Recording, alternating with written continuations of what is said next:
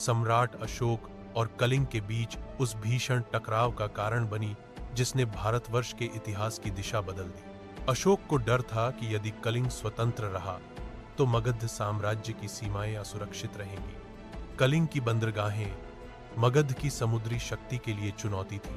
साथ ही कलिंग की संपन्नता देखकर अशोक का साम्राज्यवादी मन विचलित हो उठा। उन्होंने अपने दरबार में कहा, कलिंग को जीते बिना मौर्य साम्राज्य अधूरा है। दरबारियों और मंत्रियों ने भी युद्ध की तैयारी का समर्थन किया। युद्ध का निर्णय हो चुका था। सेना की तैयारी। मगध की सेना लगभग 6 लाख सैनिक, 30 शून्य अश्वारोही घुड़सवार, 10 शून्य रथ, 700 हाथी, भारी शस्त्रागार, लोहे की तलवारें, भाले, ढाल, कवच। कलिंग की सेना लगभग 5 लाख सैनिक। पैदल सेना प्रमुख थी, कुछ रथ और हाथी। सबसे बड़ी शक्ति स्वतंत्रता का जज्बा। हर किसान, हर युवक और स्त्री लड़ाई के लिए तैयार थी।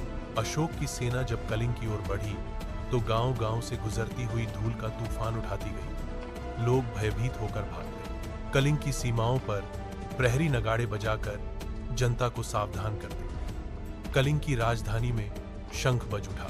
राजा और सेनापति ने जनता को संबोधित किया, भाइयों और बहनों, यह हमारी धरती की रक्षा का समय है।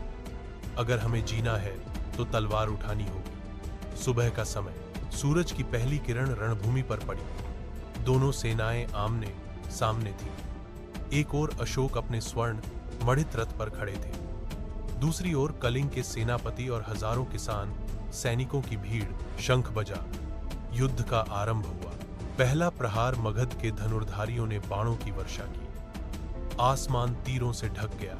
सैकड़ों कलिंग सैनिक गिर पड़े। अब रणभूमि शवों से भर चुकी थी।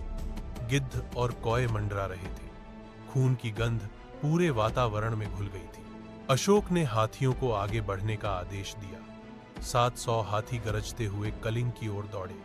कलिंग की छोटी सी सेना इन विशालकाय हाथियों के सामने डगमगाने लगी, लेकिन कलिंग के वीरों ने हार नहीं मानी। उन्होंने जलते हुए मशालें हाथियों की सूंड में फेंकी। कुछ हाथी बेकाबू होकर मगध की अपनी ही सेना को रौंदने लगे। युद्ध का तीसरा दिन अब यह सिर्फ युद्ध नहीं, नरसंहार बन चुका था। गांव जलाए जा रहे थे। औरतें और बच्चे भी युद्ध बंदी बनाए जा रहे थे। अशोक अपने रथ पर खड़े यह सब देख रहे थे।